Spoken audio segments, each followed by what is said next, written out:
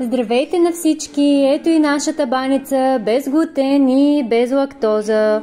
Това е вече една наша готова баничка. Правим обикновено по 2 или 3, тъй като се изяжда твърде бързо. Ето и как да си я приготвите. Нужни са ни 100 грама ювка без глутен и без лактоза. Нужни са ни 100 грама сирене, което аз вече съм намачкала. То е без лактоза. 4 яйца. Как се случва всичко? Върху нашата ювка изсипваме сиренцето.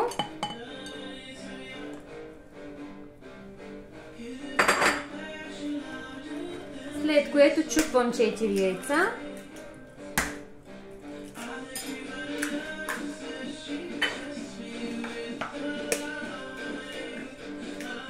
Не добавям сол, не добавям мазнина.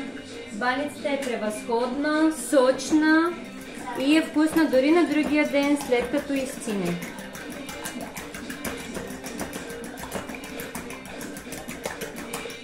Изсипвам направо върху ювката и сиренцето. Използвам ето тези силиконови формички, които съм си закупила по 3,99 от Kaufland. Ето по този начин с виличката разбърквам внимателно.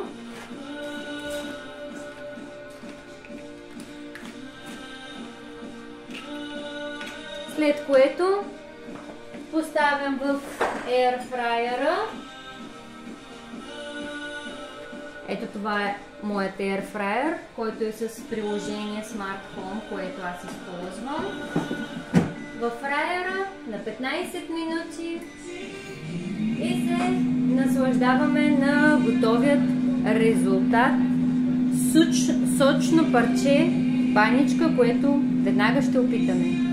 Всичко хубаво!